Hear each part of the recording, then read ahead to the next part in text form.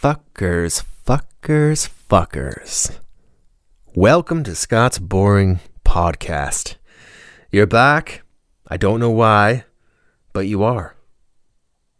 It's weird. And it's weird that I'm here talking to you. That's weird too. What are we doing with our lives? Both of us probably should be doing something else. That's something to think about.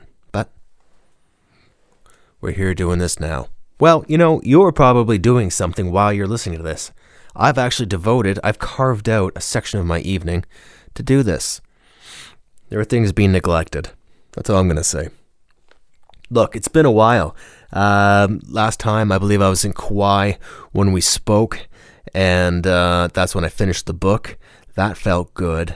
We'll talk more about the book soon. We'll talk a little bit about Kauai. We're going to talk about what I've been doing since then, because I'm sitting here talking to you July 28th, I believe. And last time we spoke, I don't know when it was, but it's been a while. Lots happened. And I'll go through the bullet points. We're going to get to a conversation with Kevin Robson, a buddy of mine, a guy I knew my formative years. You meet people over the years, but you cannot replace the people who have known you since childhood, at least your teenage years. Something special about that. And Kevin is one of those people. He is the only one around my geographical area that I've known since childhood. My only childhood friend. Kevin and I are very different people, but we're the same in a lot of ways. He's someone I'm very at ease around. So we had a conversation. We recorded it. It's basically a hang. So if you want to hang out with me and Kev, stick around and we're going to get there. What have I been up to? Well, since Kauai, God, I don't know. Kauai was amazing. We were there for nearly 4 months. And that's where I finished the book. That has no title now. That's completely finished. And it is just sitting here. I don't know for what.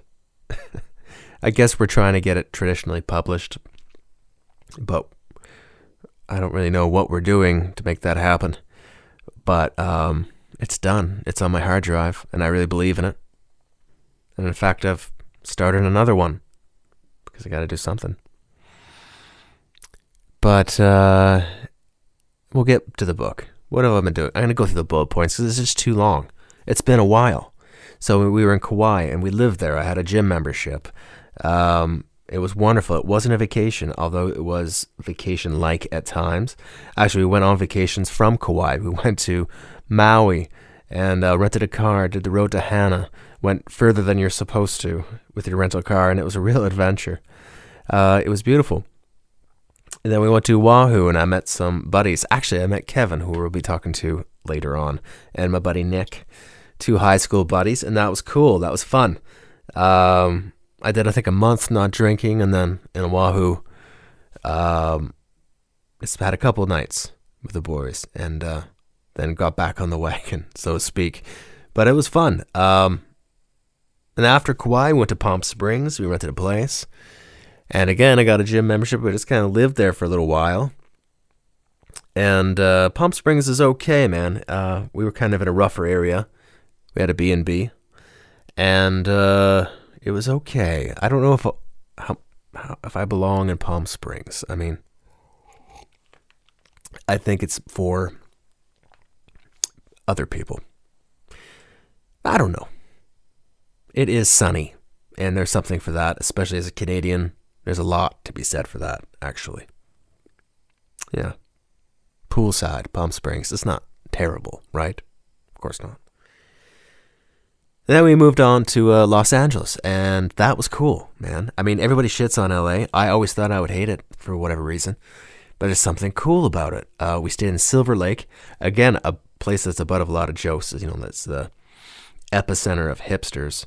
But I thought it was cool. I mean, really cool. We were right next to the dog park and the Silver Lake Reservoir. Cool spot. Like every night, there's tons of venues and indie rock bands playing like 5 bands that night, and people actually go. Just a ton. I want to go back and I want to do the Purple Hearse thing, if I'm alone, and just try to get involved in the scene on some level. I mean, at this point, I don't have dreams of stardom. I don't think I ever did, to be honest. Not really. But I just want to be a part of something in that capacity. And I see Silver Lake being somewhere where maybe you could do that. It's kind of like Brooklyn in that way for a music scene, but at the West Coast. And it's a borough of LA that I think we're going to go back, and I'm going to bring my guitar. A guy in his late 30s, who cares? It's not too late, man. It'll be fun. It'll be a fun thing to do. So I'm going to do that. Probably do it this winter. Go back there. I mean, this was we did Hawaii, and we did Los Angeles, and we wanted to kind of see, okay, where do we want to escape the Canadian winter? And I think it's Los Angeles because there's just opportunity there. You feel it.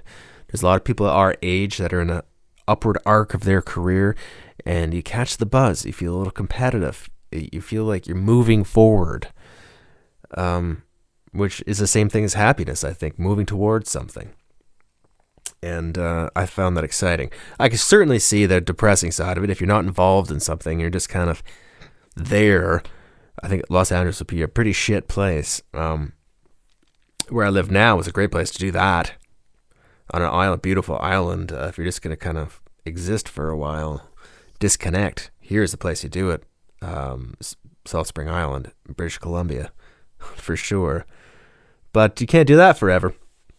So yeah, man, Los Angeles, I think, will be a place to take some risks and to try to find new experiences and get involved in something. I think it, is for the purest of reasons.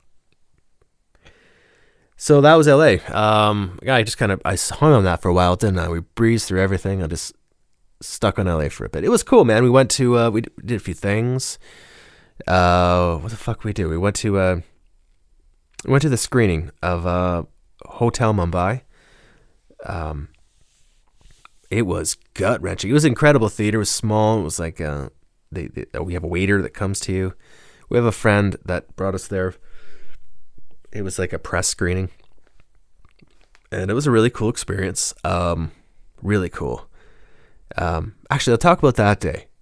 So we did that, and that was an amazing experience. And then after, we go to the bar, and we're hanging out, and many drinks were bought for me, and I drink many drinks, and so I get smashed. You know the kind of drunk where you see two, double. You feel kind of okay, although you have to close one eye if you want to do some kind of task. So after that, we went to the Comedy Store, which is, my favorite place to go in LA. And at the Comedy Store, Mark Maron was headlining. And Karina got us front row seats. I had no idea. Not a good idea. So I'm like, fuck. Front row. Okay. All right. So we go to the front row. He's already on when we're walking in. I'm like, fuck, he's going to get us just on the walk to the front row. But he didn't. And he was just Mark Maron, being very Mark Maron. And it was wonderful. But I was seeing double. And I was thinking, like, fuck, this is a moment I'd like to be very present, There's a time and place, I think. Like, I don't think I'll ever be Mr. Sober Guy completely.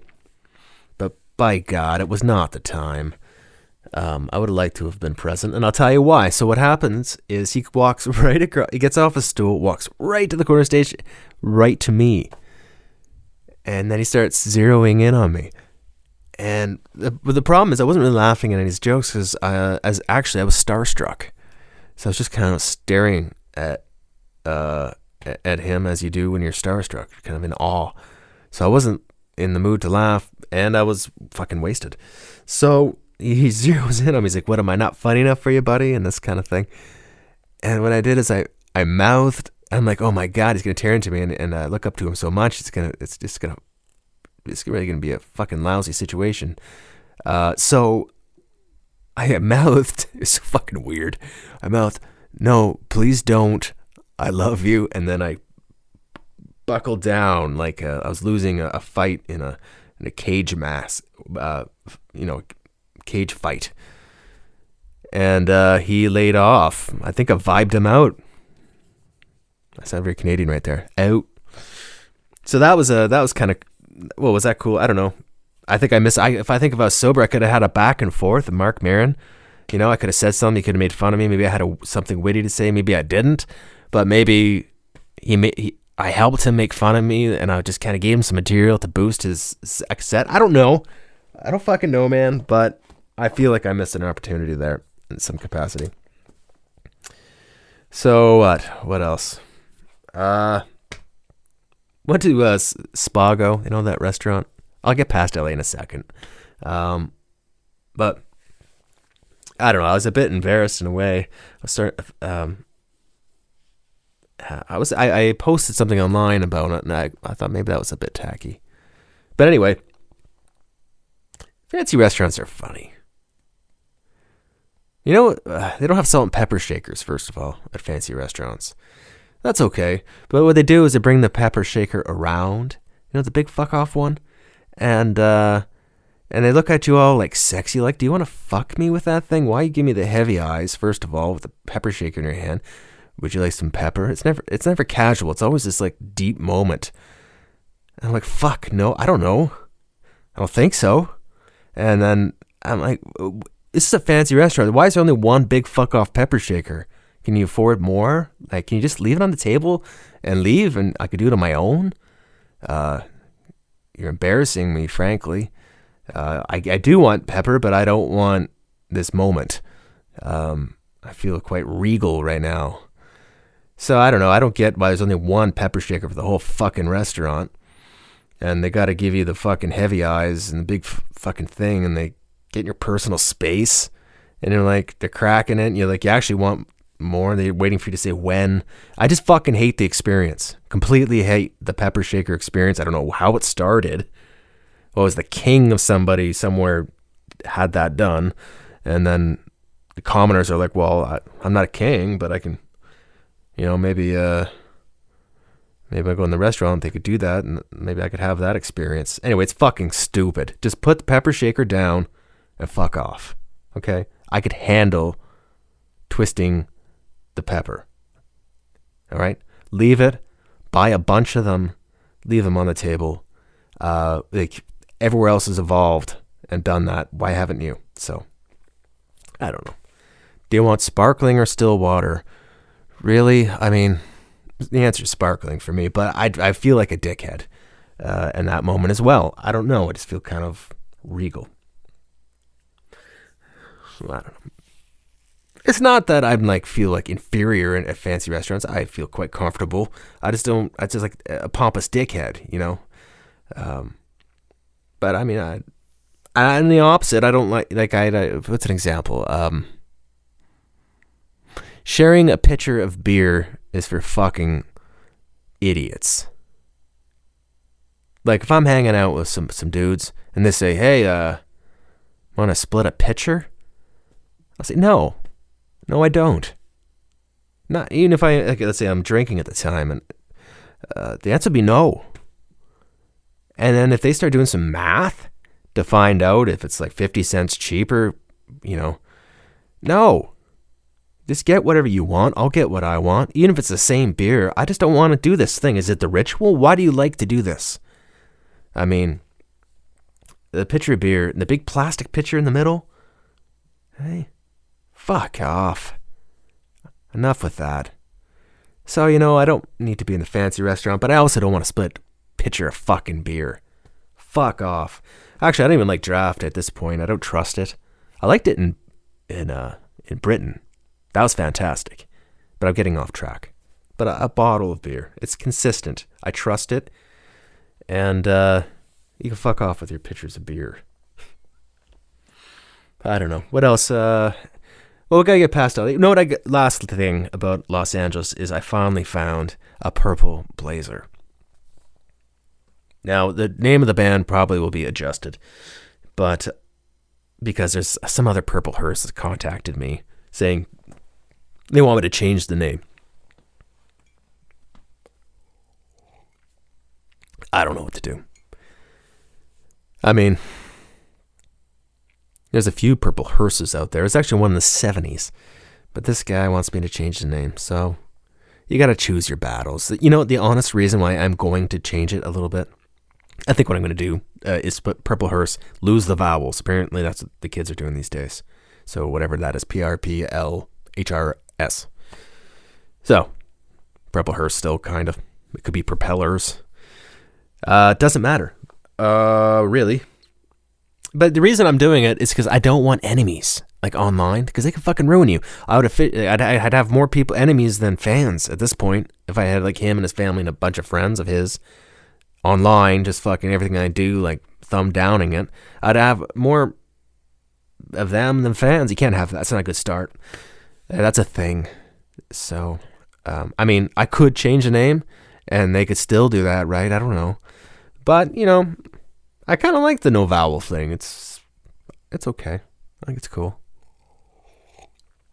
But I've invested in the color, so purple's still kind of in there. And I got this great blazer, man. It's a purple velvet. It's kind of like a dinner jacket. And I'm going to wear it when I play live. I've been playing live lately, locally, at the open mic, bringing my amp, yelling my songs, belting them out. You know what? It doesn't go over well. It doesn't go over well, really. But I'm going to keep on doing it. Because last time I went, I knew I did well. I knew I did pretty good. I'm not delusional. I know where I stand. I've went there before and I've done awful. But last time it was okay. And I'm going to start doing it because I'm writing new songs for a new album. And I tell you, when you play them live, you could feel something's dragging a little too long. You feel a part of it doesn't work. Big time. If you're playing it live in front of people at a bar. So that's what I'm doing, and I'm going to continue doing that. I'm dealing with my stage fright, learning how to cope with that a bit. And it's going well. So yeah, so what do we do? We passed LA, now we're back here talking about the present. There's a little gap of time there we're gonna breeze over. We drove up from LA, and what we did is we took our time and we stayed at B&Bs for the most part, rather than hotels like we normally do. And it was cool. What a great thing to do. We went along the coast. Yeah, man. It was about the same, you know, as a hotel. But you get this house on the Oregon coast. It was pretty cool. So that's what we did to get up here. And then when we got back, we were gone for over 4 months. It took a little adjustment, you know, to get used to home again. There was a lot of yard work to do. It was just a fucking mess. I had a fence to finish. I had a trailer that I neglected. I didn't leave it properly. And oh my God, there was so much mold that it was devastating. So it was also in need of a renovation. So I redid the trailer. I just gutted it almost and redid every cupboard, door, and drawer, and I painted the outside and cleaned it. We did the flooring, did some other things. So that took a while. Had to clean the fuck out of the boat. Sold the boat. That was quite a bit of effort. Sad to see the boat go, but we're I don't know if I mentioned this, but we are opening a B&B, kind of a special one, and we're building it from the ground up. So, you know, with writing books, an album that I want to do again, I want to start narrating in this business. And, you know, I'm kind of the guy that runs the house. And, you know, so there's no time. The boat will be neglected. So I say goodbye for now. And we'll return to that in the future. But that's okay, because you know what? I don't miss it because I'm so busy. And I couldn't imagine having a boat to maintain right now. There's other things to do. I'm building an outhouse right now. It's going to be like an award-winning, beautiful outhouse. So that's what I'm doing right now. It's on this new property because we need one while things are being built. We're going to be camping up there and stuff. So yeah, man. It's good to be home. It feels good to be home. We went on a camping trip too. That was fun. The interior, the wine country. That's cool. That was fun. So what else could I say, man? I don't know. I was talking to someone the other day, and I asked them something, and they go, just Google it, which is a pretty standard thing, right? Just Google it. And I was thinking, I didn't say anything, but I was just thinking, fuck you. Like, I'm just trying to have a conversation here. You know what? I knew the answer to the thing I asked. I was just thought maybe that's the beginning of some back and forth that we could have. I say something, you say something. We have no chemistry at the moment. Let's try to muster something up. Let's put some effort into it. And if it doesn't happen, it doesn't happen. We'll move on. But sometimes you need a little spark just for a fire. And, whatever happened to just pleasantries, to just a conversation between two people. I mean, what do I ask about the weather? And they say, well, just check your app, man. I mean, I don't know. I'm not a weatherman. What am I, a meteorologist? No, I'm just asking about the weather. I mean, can't we just have a normal back and forth? How you doing? Are you okay? Are you all right? Like, how are you? I'm concerned. Sorta. Just talk about me a little bit. About you. Talk about me. Let's find something else. Somebody else. Talk about somebody else. Something. The weather. It's a great one to start with. See where it goes. Maybe it goes nowhere. But maybe we end up having a conversation. And it, like human interaction. Just Google it. Is that where we're at? What's the point of talking at all? But then the other day, somebody comes up to me and asks me something, and I'm like, just fucking Google it, man. Anyway, look, I'm going to get to the conversation I had with Kev. Kev's a great guy, somebody I'm comfortable with. I think we both want to do it again because, I don't know, we just said we enjoyed it and thought maybe we can, do something a little more interesting. He wants to talk about zombies, like a subject. I've never done that, but sure, I'm willing to try. So we're going to talk again with Kevin in the future. But this is a conversation I had with Kevin outside, smoking cigars, and I enjoyed it. It's just kind of a hang. So hang out with me and Kev. And what I'm going to do right now is I'm going to play the first song off my newest album. That's right. The last series of podcasts were kind of went with each song of my debut album, Only Mostly Dead, by Purple Hearse. Now we are on to a new album, and it's called A Romantic Obsession with the Dark. It's on iTunes and everywhere else. So I figure, you know what, let's get back into this podcast thing. Let's have some fun with it. Maybe I'll meet somebody out there that's like-minded. That's why I'm doing this, by the way. The reason I'm doing it is because, you put it out there in the World Wide Web. You never know who's listening. Like, there's somebody that listens in Russia. Who are you, man? Who are you? Because I look. I look at the thing. I see where people are. And it's a growing audience. It's not big. I don't have a huge audience, but it's getting bigger. And it's kind of exciting. And I'd like to hear from you.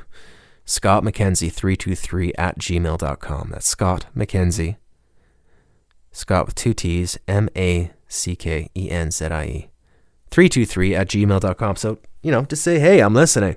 That'd be cool. I'd love that. And I'll respond. But, so I got this new album, Purple Hearse. Might lose the vowels. We'll see. But for now, it's Purple Hearse. And the album's called A Romantic Obsession with the Dark. And, you know what? I've talked long enough. And I won't talk about the album a whole lot because, you know what? We have a whole bunch of podcasts ahead of us. And we're going to go through the songs one by one. And the first one is very appropriate for this new series of podcasts that will correspond with the album because I'm going to play a song with each podcast. This one is the intro, the first song on the album. Always wanted that. It's called Intro. And the whole purpose of it is to introduce the album. It's kind of, the walking out music. The only thing I could say about this one is there's a little bit of synthesizer, which I like. Ever since the Depeche Mode concert, that I'm liking the electronic stuff. And there's a Beetlejuice reference, and there's a few of them There's some sampling on this album. And I think Beetlejuice, I'm a big Tim Burton fan. I realize it's a bit campy making these references in your music. I don't care. I just think it's really cool. So you have to listen really, really carefully. But at the end of the track, when the big bang at the end, you could hear Beetlejuice go, "Showtime." And that's the end of the track. And then the first song the album will play. So I'm going to play the introduction, and then you're going to hear a conversation between myself and Kevin Robson. And I hope you stick around for that. Hang out with us. I appreciate you being here, for listening. I don't know. I feel like I'm just rambling this time. But you know what? You just got to soldier on, and that's what I'm doing. I enjoyed this. I felt good. I missed you. All right? We're going to do this again soon. Maybe next time it'll be a little bit more engaging. But what happened. All right. This is the introduction to the Purple Hearse album called A Romantic Obsession with the Dark.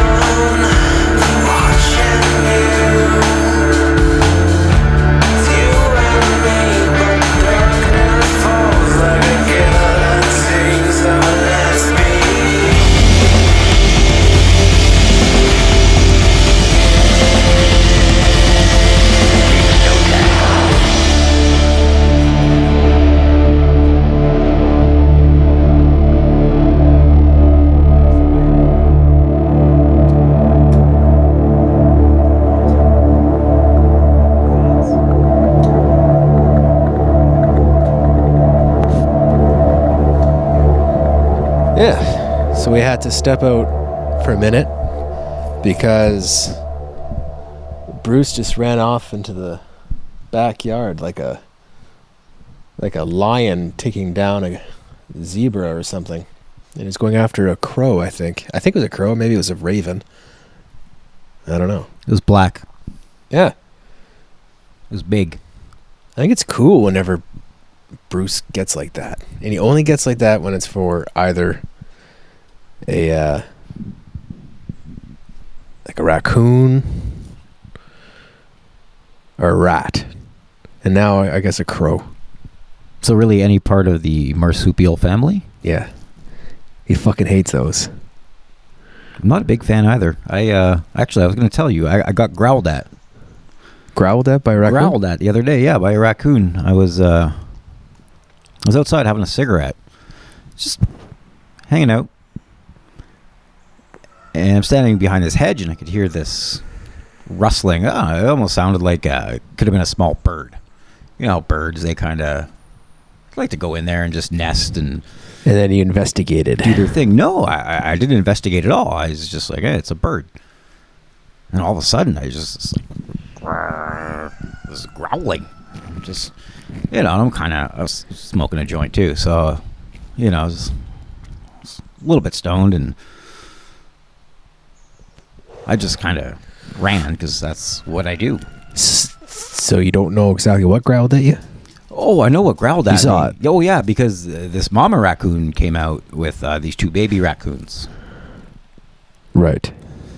And I was like, oh, okay. And the whole time, like, she stopped right in the middle of the sidewalk and just stared me down and just kind of growled and stood up. And I could see the two little baby raccoons. And You know, it's kind of amazing how city raccoons are massive, and then whenever you're in the country and you see a raccoon, you're like, what is that little thing?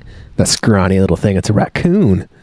The raccoons, like in Ottawa, the raccoons that I saw there looked like small bears.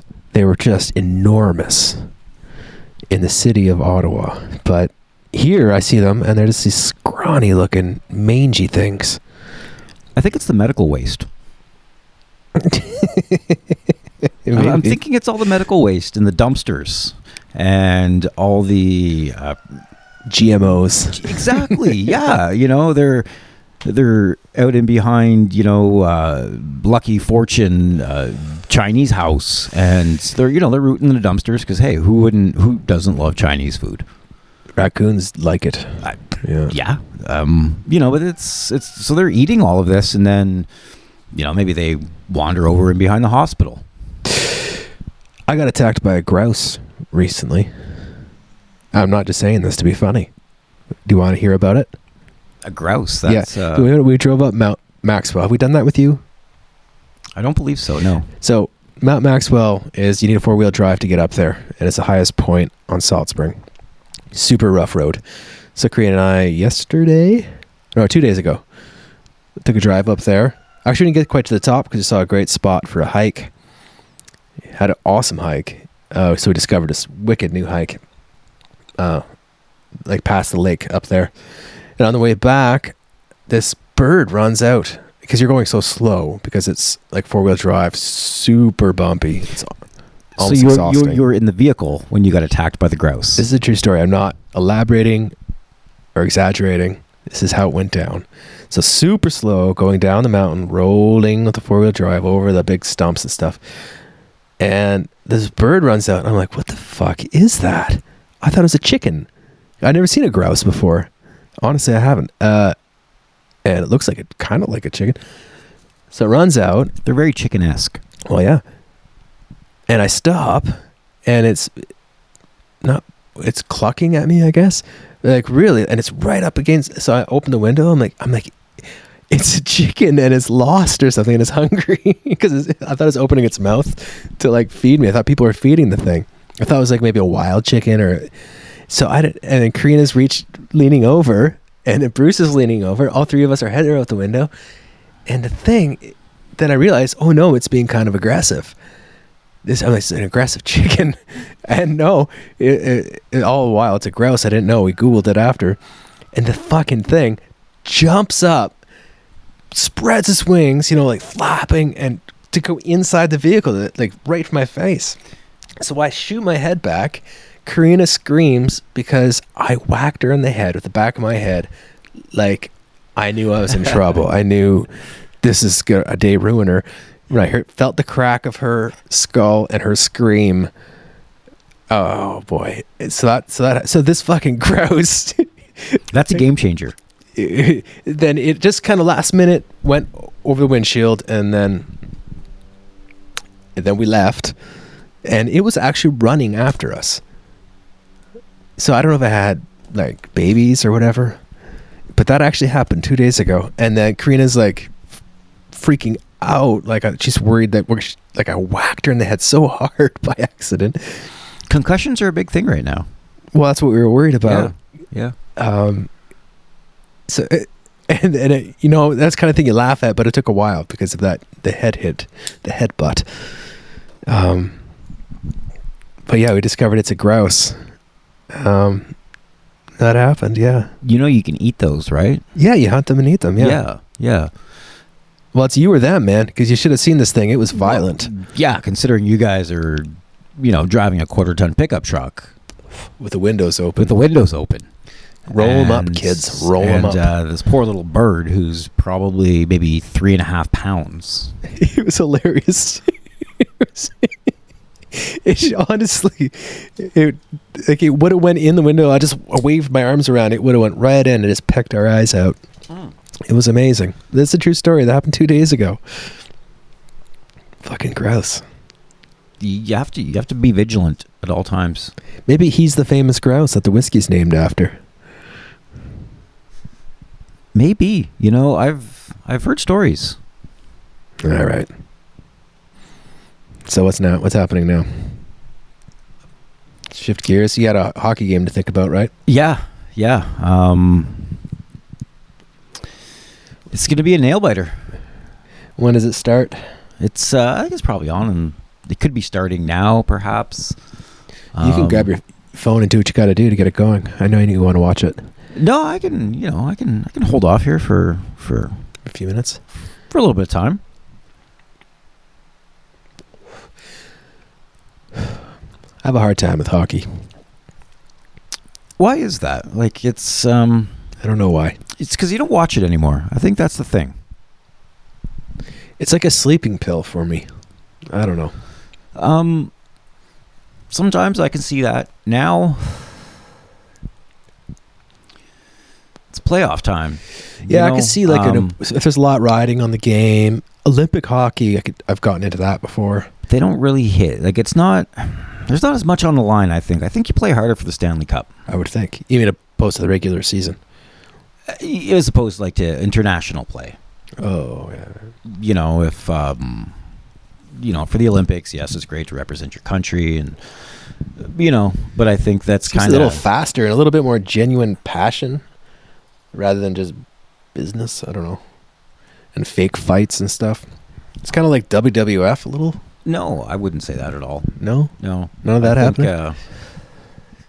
It's been a pretty wild. The last game I got into was that I lived in Montreal and Boston. Remember the riots? Yes. I was actually there with my dad when the riots went down. I genuinely was into that series. But you guys won the series and you still rioted.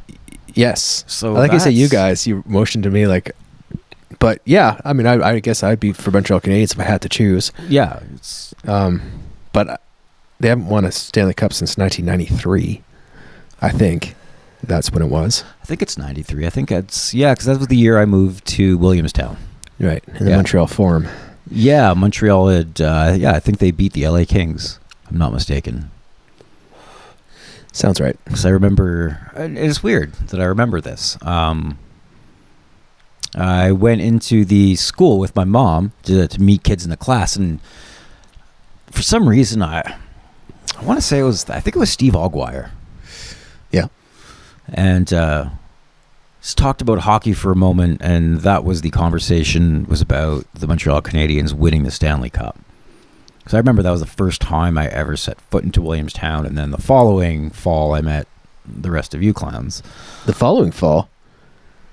Because you were grade 7, right, when you first... Correct. So I would have... It was all when of I would us. have went, it was grades... my first initial before I'd even moved, to check out the school I'm talking about. Yeah. Would have been when you guys would have been in grade 6. Right. Yeah. Right. That's where we all met. We all switched schools, me, you, and everybody who ran with the whole crew It was all of our first day in grade 7 in the new school. Me, you, Blake. Skylar, I don't think it was his first day. I think he was from there. Yeah, it wasn't his first day there. Don't forget Nick as well. Me, you, Blake, and Nick. Yeah. And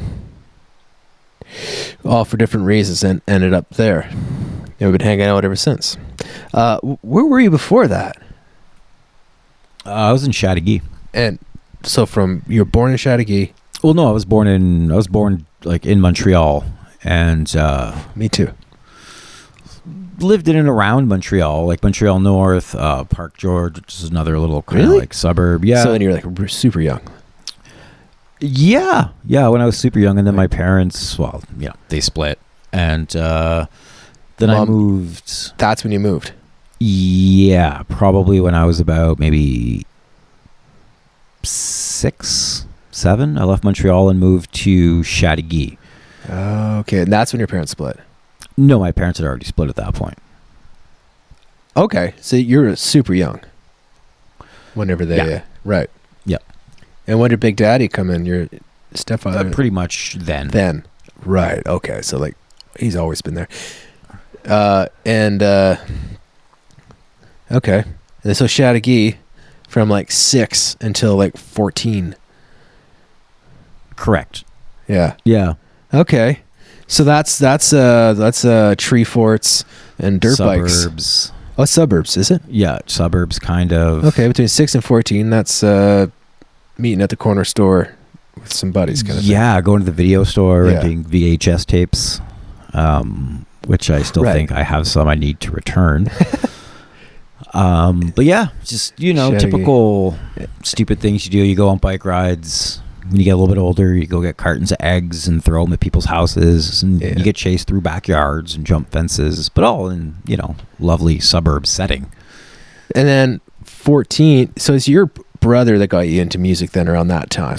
Because by the time I met you, you were full on knew who White Zombie were. You're the one who introduced me to that, and I assume your brother introduced you to that. Unless there was a kid up the street between 6 and 14 in Chateauguay that just showed you all this, exposed you Megadeth. Oh, great. Awesome. It was Megadeth. How'd you find Megadeth? Who showed you that? Older siblings of friends of mine. So it wasn't your brother? No. My brother, he was listening to NWA. Really? And there's nothing wrong with that. I'm just surprised. No, like Young okay, MC. So me too is usually older siblings of friends. Yeah. So anyway, but I had this friend Patrick, and little redhead kid, Irish redhead kid, and his older brothers were metalheads. Got it. Essentially, like they're responsible for so much. Yeah, like Venom, back then, like Slayer, Venom, Merciful Hate. Okay. Like that kind of stuff. Metal was so much more mean back then. And I would see like the Crimson Ghost, the Misfits patches, like they would have them and stuff, and like listening to Metallica. So we would hear it from them. And kind of just be like, hey, this shit's kind of cool, right? And his brothers were like in bands, and they were like the bad kids. Perfect. Nobody's parents wanted them really hanging out with. Totally. Yeah, that's who I always kind of try to find. Yeah. So, it was kind of cool hanging out with him every once in a while. We used to shoplift a lot together. Candy bars. G.I. Joes. G.I. Joes. We're shoplifting G.I. Joes. There's lots of weird shit that I used to do. That's not that weird. No, we had a great system. Great fucking system down. Like, I never had the guts to do it. I didn't think I did either, but I'd be with somebody that we know today that I won't expose for being a childhood candy bar shoplifter, Blake. But anyway, I remember hated it when we were, I'm talking super duper young, right? So he's a nice father right now. But anyway, he'd give me a goddamn heart attack. And he'd be like, talking to the old shopkeep, he'd be like, oh, what's that over there? The guy would turn around, he'd be like, fast as lightning, grab like 5 different candy bars into his like jacket, but just in the time he turned around, and I'm standing there thinking I'm going to do hard time. I hated that. But anyway, so these guys showed you the true blue roots, late 80s, hardcore metal, and early 90s. And then you took that with you whenever you left. Yeah. Yeah, and I you guess seem from like there, well versed in it by the time I met you. yeah, one of my other good friends, this guy Adam, his parents had the best vinyl collection, and they still do. Bill and Wendy. So they were listening to a lot of classic rock. So they would have like the best Tom Petty records, Queen, Traveling Wilburys, like all this great. It's like CCR, Beatles, Lennon, Cool. Dylan, yeah, all this great stuff. The real stuff. Yeah, exactly. And they would listen to that all the time. So Perfect. you know, I was getting that, and then a lot of the music, like Guns N' Roses, came out. Yeah, Appetite You know, killed and me. Use Your Illusion in the early '90s when that came out, and it was always like the big war, who was better. I always remember it was hilarious because you'd have Metallica like, or Guns N' Roses? yeah, Yeah. and then you'd have like the kids everybody used to pick on. Those were like the Megadeth fans. Right. Like for some reason, you know, the kids Yeah. listen to AC/DC and that kind of stuff, and then like some Sabbath. But yeah, that was like the big thing at that point. It was just like the whole. Imagine Guns you N' never Roses. met that. Sorry, I forget his name. Patrick? Patrick. Yeah. Patrick and his older siblings. Imagine you never met them. Who knows? Who fucking Who knows? fucking knows? Yeah. It just. Do you still talk to him? No, I have no idea. I haven't. Once a lot of those people, like there's some of them that I still know and can talk to, but a lot of them, no, I don't. Sure. Yeah, that's normal. That happens. But So then you moved to Williamstown. Did you know anybody there in Ontario? nobody, not Rural not a soul. Ontario. Not a Just soul. sea of cornfields and soybeans, and then a little schoolhouse. That's where we met. Yeah. Something like that. Yeah. No, I remember it. I remember it as clear as day. Like the one day Me we too. were walking over to. I think we were. I guess it would have been home ec. We used to go across the street, and we used to combine the grade 7 and grade 8 classes. Yeah. And that's how, you know, Nick was in my class, and so were you. Yeah. And I remember walking over, and White Zombie came up. The name, it was just like, To me, there's my favorite like childhood band. For sure. yeah, I've been listening to a lot of their music lately again. Like the early stuff. Yeah, Yeah. it's all. I never really. I had no idea White Zombie came out in like 1984. Me neither. I watched a documentary recently but I don't like their stuff. I mean, I can't say I don't like it. It's just so like raw, garage bandy. Like, Oh yeah, it's a little- total like no it's total production at punk all. in a way. Like it's Yeah. So I'm not going to sit down and jam to that tune. It was cool to listen to. I'm like, oh, cool. That's how they got started. But I'm not going to keep on going back to it. you know? yeah. It's I forget what it's called. But the stuff before Devil Music Volume Last Sex Aristo, everything before that, I'm like, yeah. That was Cool. their second to last album. yeah, you're right. Yeah, so there's that one. And then, They were pretty much at the end of their career, and that to me that was like their first album. they hated each other, I guess, they didn't get along. The But band. they made great music. They did. It was so good. Amazing. Yeah. Soul Crusher. I think that has to be my favorite song on the album. Drop it, Busta. Yeah. Yeah, exactly. There's that I don't know cool- what I love about that one, sorry, but the lyrics. I love how he makes up words. Like the opening line of that. I'm testing myself here, but leathernecking down the street like a hey, I'm joyriding like a bad dog. Come out burning. Yeah, like, you're right. Yeah. like leathernecking down the street. Like It just flows though. Yeah, Like, it's so perfect. It works. Yeah. and it makes sense. You could picture that, you know. Oh, totally. Yeah, I love his lyrics and his imagery is just such a sense of personal style that is like. I'm not a big fan now though. I am because you have to. I mean, he's stood the test of time. He's writing, directing, producing horror movies. He's more of a showman than people realized. I think he's a little more like into theater kind of thing, the theatrics of things a little bit more. Then yeah, That yeah, people no, I realize. agree. Yeah, over time, I guess it started with music, and you know, I think he was always into theatrics, so like the presentation was important to him. I think. I think over time he realized it, like a lot of other performers, and I think he was like, yeah, probably one of the early innovators of it. For sure he was. When then now after you start to look back and like Manson, for example, and everyone else, like they figured, Cradle of Filth, all these bands, that's when they probably realized like, hey, people are paying for a show.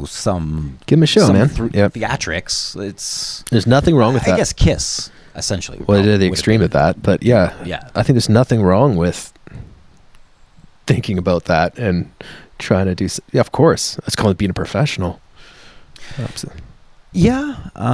Those maybe weird minor threat came out like with fireworks and got lowered from the ceiling. That would be a little weird, but Misfits. But Rob Zombie, yeah, that's Misfits. cool. But I guess you could even go back to but they're into branding, man. They have a look. They got a thing they do. Yeah, no, that's true. And they perform in their own way. I mean, Glenn Danzig. I like Glenn Danzig, and not in an ironic like haha way. I genuinely really think he's awesome. He's writing and directing a movie right now. I read about that today. Actually, it's supposed to be like a vampire spaghetti western. Yeah, I like the sounds of that. Danzig behind it. I honestly think that's cool. Even in my music, you could hear Danzig influence sometimes. And I don't know. I think he just has a sense of self that's very strong, and I think cool, unapologetic. He's not trying to be. But there was From Dusk Till Dawn. It's going to be hard to kind of beat that one. Yeah, you're right. That was a vampire spaghetti western. It was total vampire spaghetti western. There's not a whole lot of them. I think there's room for maybe one or two more. Yeah. I think Quentin did a smash-up job on that one. I'm looking forward to Quentin Tarantino's next movie.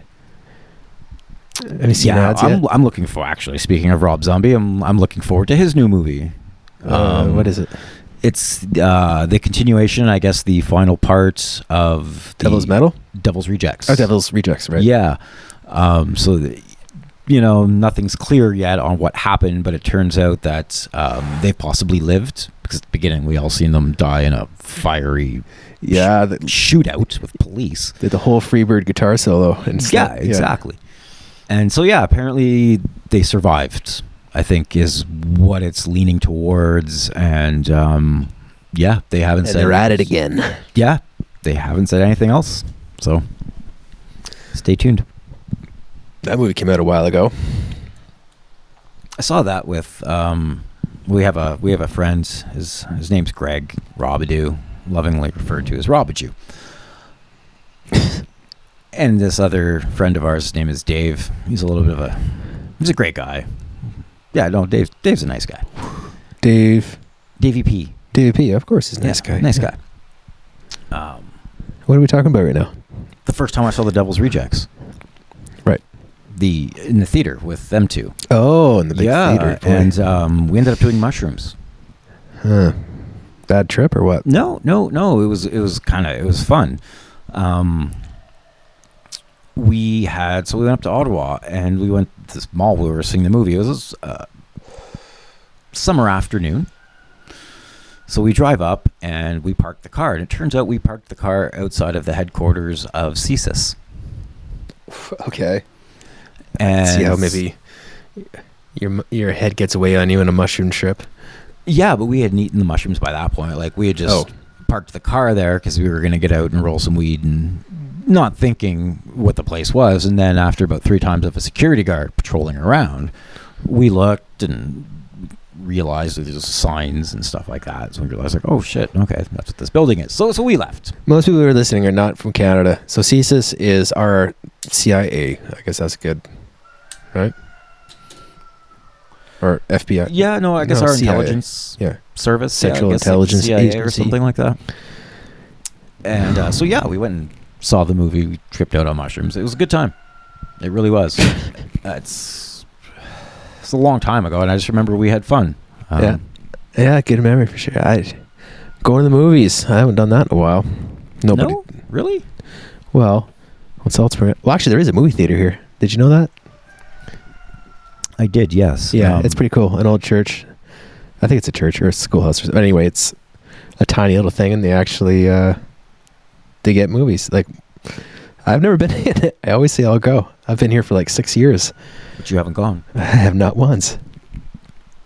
That's really not community, Scott. Oh, I could do a little bit better with the community thing lately.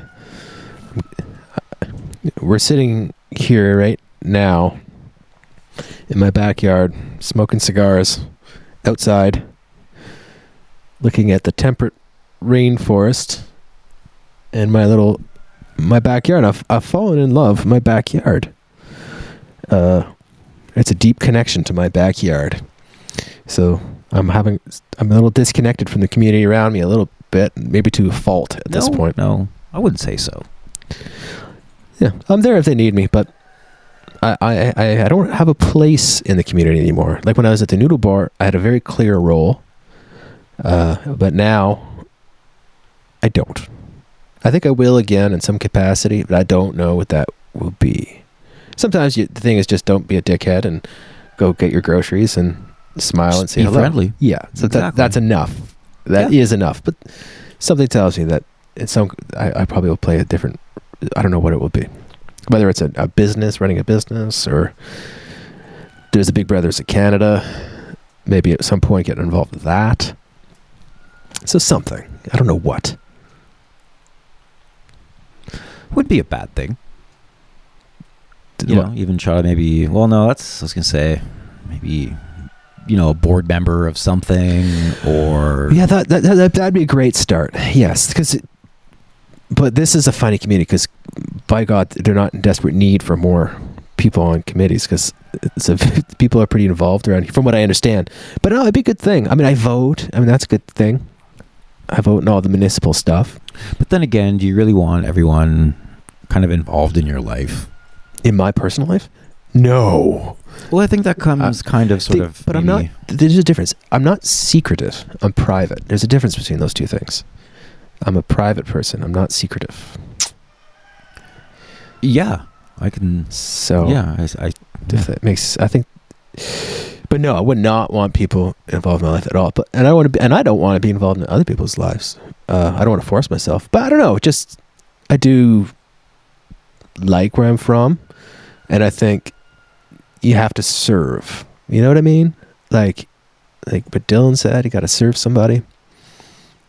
And so in some capacity, that could be as volunteering in something, I don't know what. But that'll happen some way or another. You ever think about leaving the city, going to the country? No.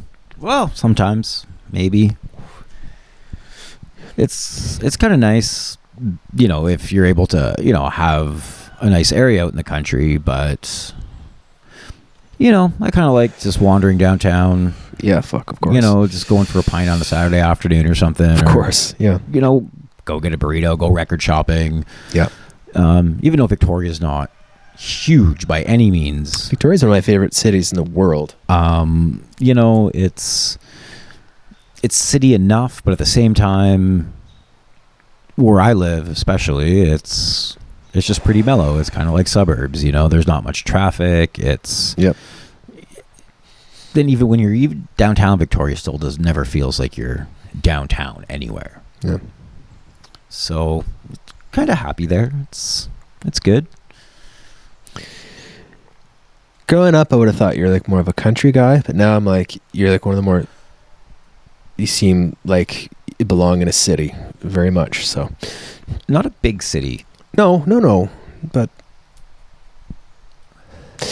so 14 years old is when we met, grade 7. You started out in Montreal from 6 to 14. No, up until age 6. And 6 to 14, you're in Chateauguay. And then you go to Williamstown, Ontario, which is just a sea of cornfields and soybeans, a little schoolhouse and clusters of fertilizer buildings and a pub and a church. You find yourself there. I remember one time I don't know if you were with me, we were going to skip school. We're like, yeah, let's skip school. So we start walking, I think, to Lancaster with no destination really in mind. We're just like, well, fuck, we have to skip school at one point. What kind of person are you if you don't skip school every now and then? Well, yeah. And we're just like walking and walking and walking. And like we're questioning our decision because like it would have been more comfortable just staying in class. It was heated, at least, and they ran into the principal driving back from whatever, probably some totally community some committee she was on or something. Just coming back, she slows down, like she goes, "Look, boys, if you just turn around and walk back to school, no one gets expelled, and it's up to you. Decision's yours." And then she drives away. We're standing there, a bunch of idiots, like probably like 2 kilometers or more than that, like 5 kilometers of cornfield back to the fucking school. You can still see it, it's all fucking flat. And then the other way it would be like 20 or not, I'm exaggerating, but like super far to town. It was cold. We already smoked the joint. We're all like, well, let's just go back. We just walked back. Yeah. I don't know. Like, it was a great place. Where we grew up is a funny place. In that, I think it was a great place to grow up because I think it instills good morals in you. I think everyone that's from there has this certain code they live by, no matter who they ran with. And I think that code, those morals, actually, funny enough, are very Christian. Now, let me explain it, because I'm not, even if you're not religious, and I'm not, but I think everyone that comes from where we came from leave with these Christian morals. That's my theory from... Yeah, well, some of them. The basic, like... the basic fundamentals. I can't... mind you, at least growing up, I don't know anybody who's killed anybody. Like, there's friends of ours who went into the services. People tend to be basically pretty moral. And I think, like, now I can tell your eyes, you're thinking, I can think of some pretty shitty people. Of course. No, I'm agreeing with what you're saying here. But the basic Christian values, it's like, it's not all bright and rosy. I mean, it's kind of, there's suffering in there, and like you're a little bit guilt is a big part of Christianity. Like they put this guilt thing on you, and they put like, you should be, there's some glamour and suffering, maybe not glamour, but you should be working hard. I mean, if your knuckles are bleeding and you just came off a night shift and you come home to your family, like that guy's like a god, because he's, and I say he because I'm a man. I relate to that. Like that's like the working class. You work hard. You suffer for good. Like you. And does that make any sense? I started to get a little deep here, but no. But again, I think a lot of the world was like that back then. It doesn't seem like people were in the 90s. Late 80s, like at least from where we were from. It's very like working class, and like I like where we're from, like I say, and I think they instill good morals in you. But I see this very Christian. But I think you would find that with most small towns. Yeah, you're probably right. You're probably right. And I think that's why, like, it's kind of weird what they say, like modesty. Sin does brew in the city.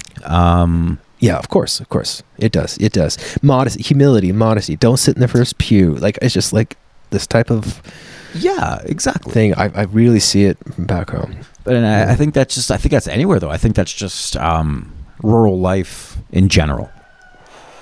Yeah, because most people who are going to go out to farmlands are going to be farmers, and they're hard workers, the salt of the earth, right? They have to be, or the farm dies. Well, exactly. So, it makes sense to instill those type of morals for the survival of. Yeah, it's hard workers, right? Yeah. So I think it's just anywhere, and I think because we were there and a part of that, we inherited. You're part of your environment.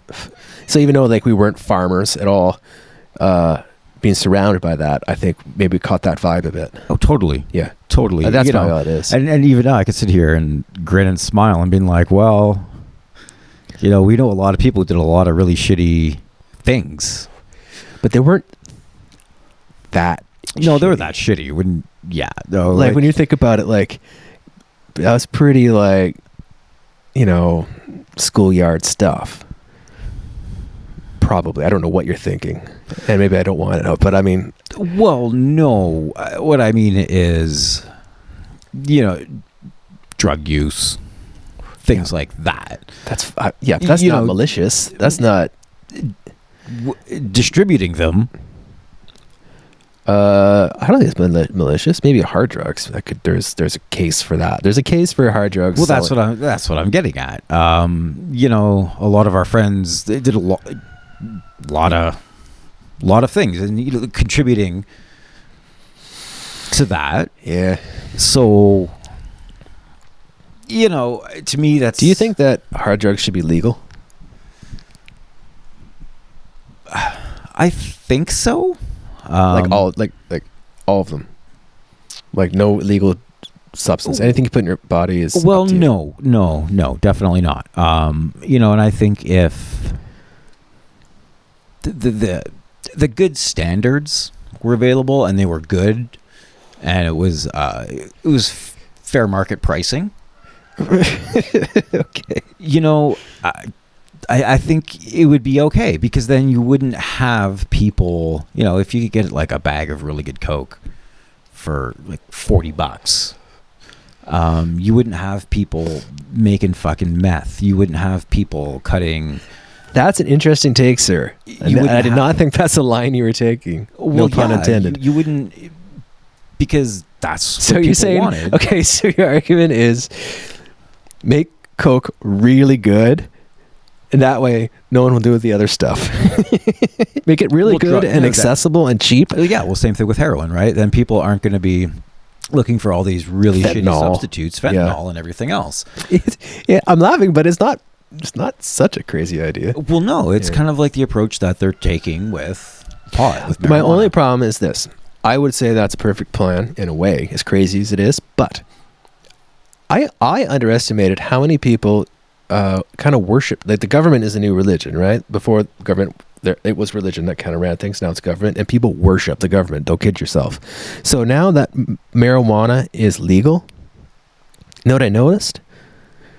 People do it. Like, people who were just like looked at it like it was a vile substance.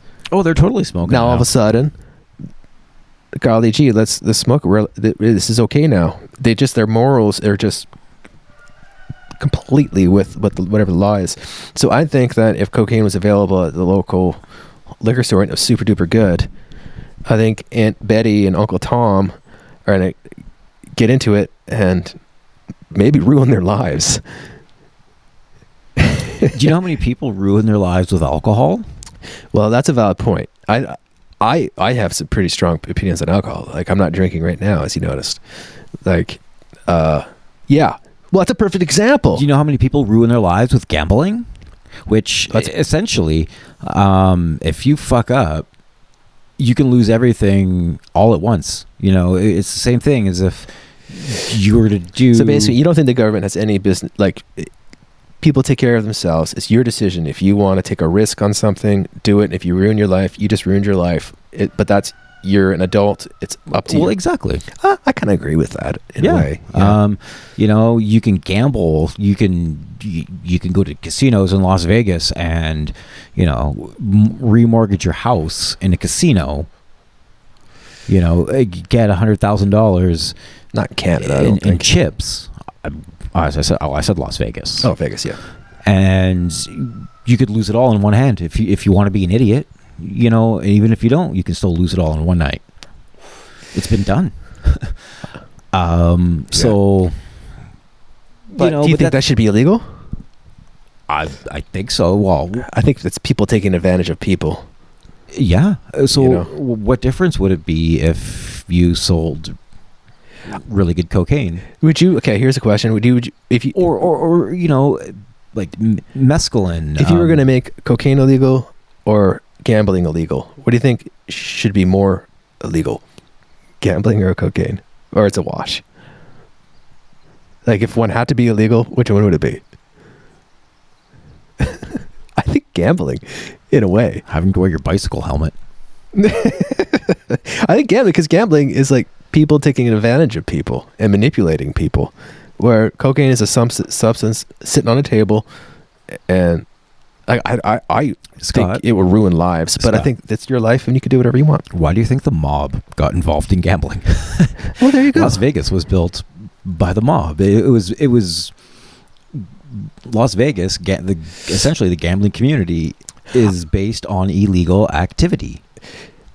I mean, to be honest, I think the world would be a much better place if there were no drugs, no alcohol, no gambling.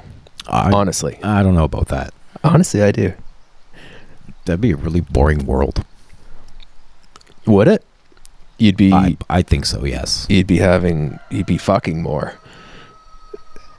And you'd be playing music more. You'd be doing because stuff. You know what? If you think about it a lot, I'm sure a lot of the music that we listen to, even going back to the beginning of time. We talk about music? Yeah. Yeah, no music. Oh, you're saying it came from...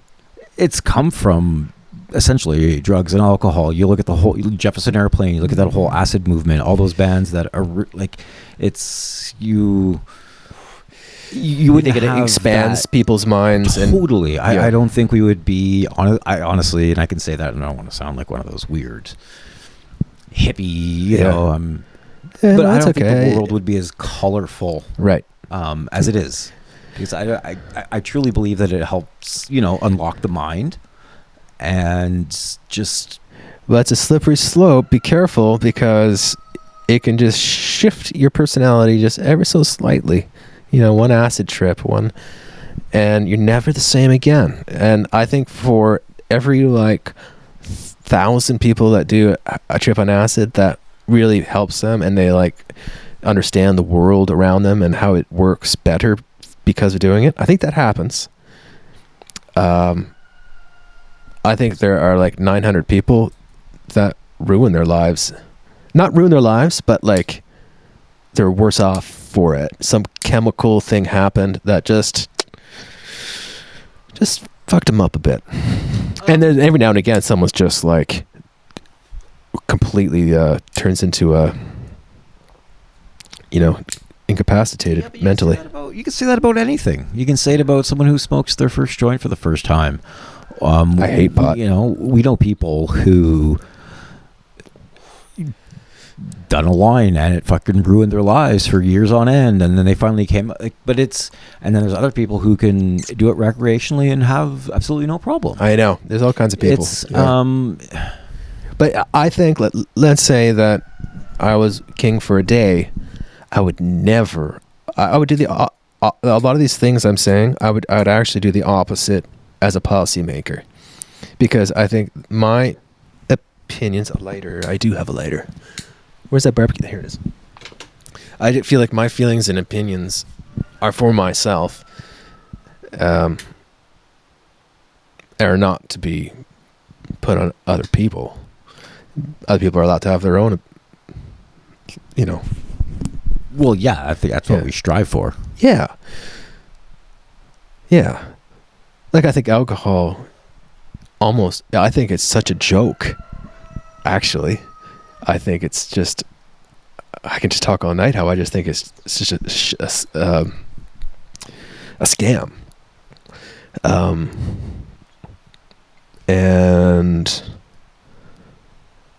But never ever would I think prohibition and A scam? How so? What do you mean by it when you say it's a scam?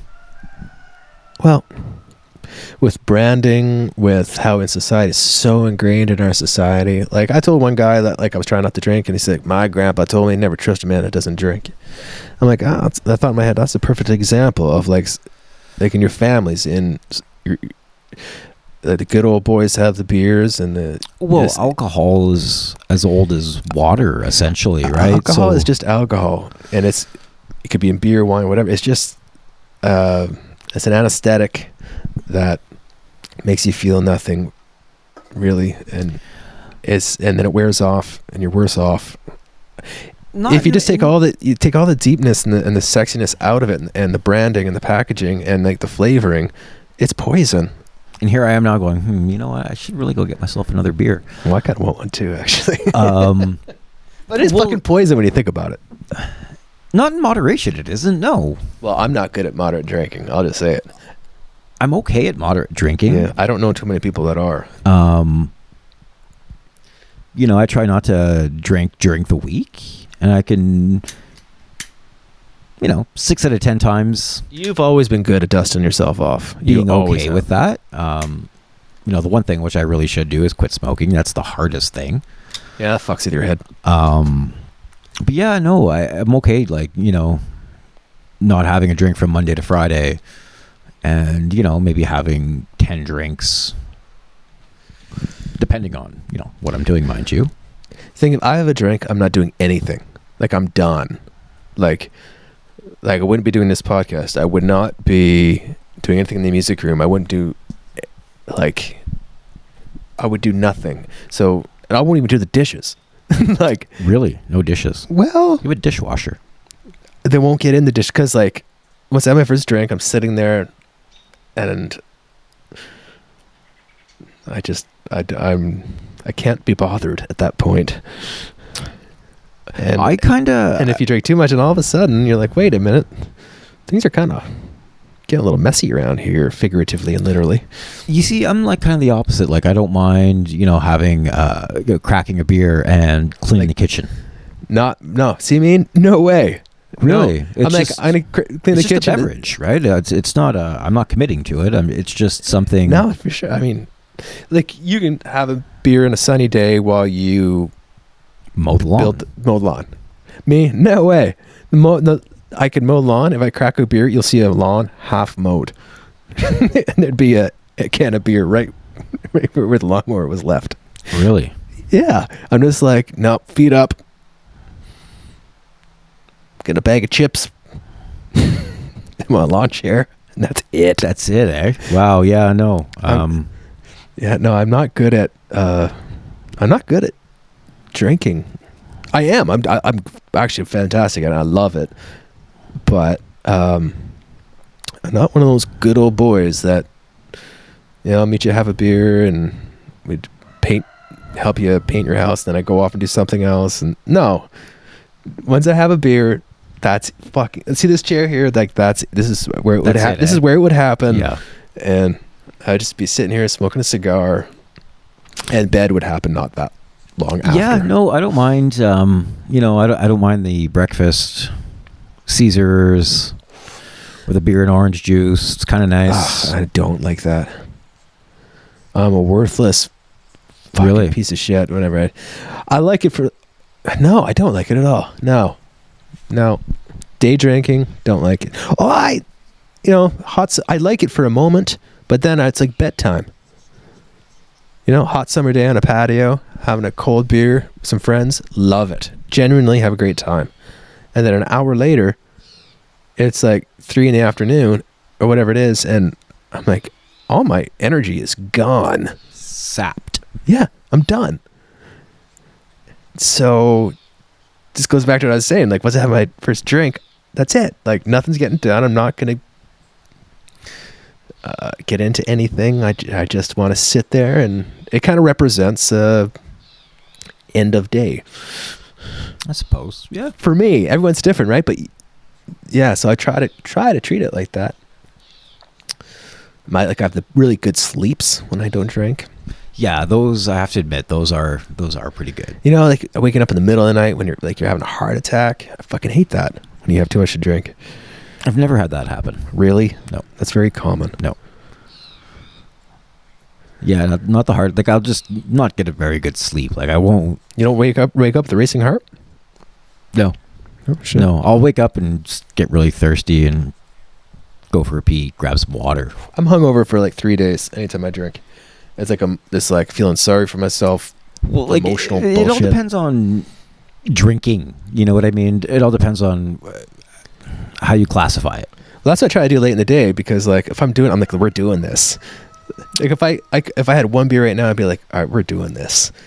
You see, I don't find like I find now, if like I had beers at 3:00, by like 8, 9 bedtime. Yeah. It's not bad. Like, I obviously can't keep drinking the way like I used to, you know, just go and go and go. And I find that the first like beer is great, second's good, third is great too. actually, but they're all kind of different, good in different ways. But then after that, isn't generally not getting better. Well, also another thing that I find, It's like an itch you have to scratch after that. no,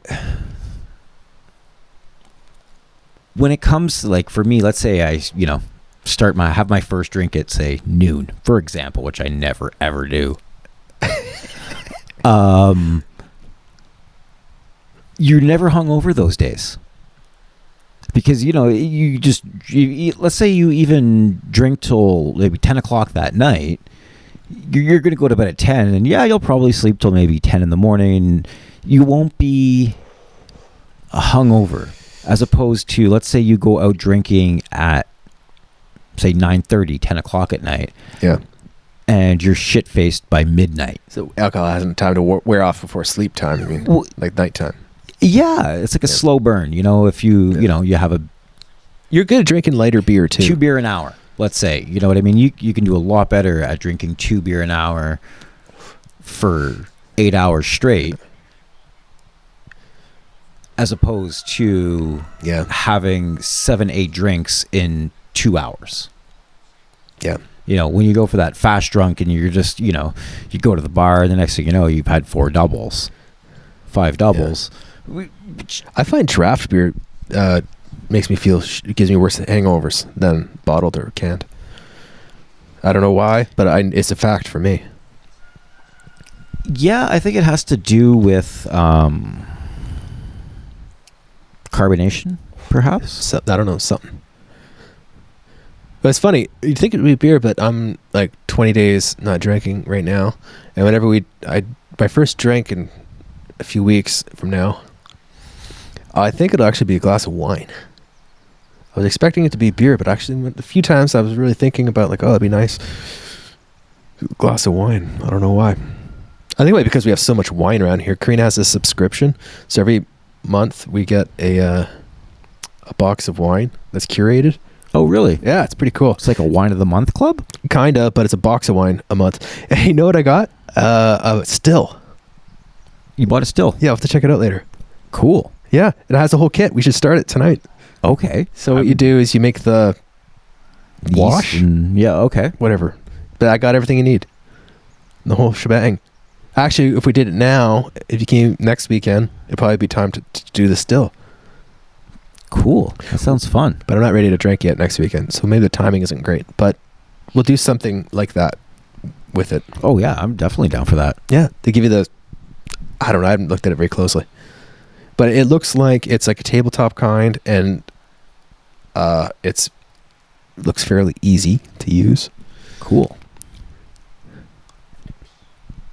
You gotta take a leak? Yeah, I gotta pee. Go for it. You can go out. That's where I always go, right there. You're so civilized. Well, it's just right there. Huh? I'm gonna get a beer. Talking about beer. I'll try that one I just picked up. Yeah, Kevin is this weird beer thing. Like, Kevin will come over. He's leaving for the moment. He's grabbing a beer and doing some other stuff. Kevin likes strange beer, which I don't. He likes sour beer. You ever heard of that? Sour beer. To me, that sounds like beer that went bad. Or this beer he has right now. He always comes over and he's like, hey man, I got this new beer. Check it out. It's always something I could never have imagined. I don't mean like pumpkin or something. That's weird, but if we have all heard that. Today, I'm not kidding. I'm going to go check this out. I'm going to read it. What is it? That one's in a different language. Oh, yeah, this other one. Curry. I'm not kidding. Galang Gal and Thai curry flavored beer. I'm not making this up. So, Kev likes to experiment with beer. I was just talking about how he likes sour beers, and today's beer was curry flavored. Yeah, wow. Drink that one now, I think. He's going to drink it now. It's super gross. I don't know. What are you going to do? I like Belgium beer. Being sober is weird, man. Sometimes you think about like, I remember this beer I had this one time. It was so good. And it's true though. Anyone could think of that one. It was like so cold and perfect. You always remember the good beers. And the sun's coming out, so that's good. I feel bad. Kevin's watching his playoff hockey on his phone while we're doing this. I wish I liked hockey. I can't watch sports on TV. It's fucking boring. It sucks whenever you're at a bar and then there's a game on and the guy wants to talk to me about the game and I gotta pretend I know what the fuck he's talking about and I gotta pretend I'm interested, and then sometimes I get caught. They're like, oh, you have no idea what's happening here, do you? Scott, you should go see Bruce. He's hilarious. He's passed out in the hot tub. Yeah, Bruce, the dog always lies in the hot tub. It's pretty cute. It's because it's warm and the sun also hits it. Yeah. It's hilarious.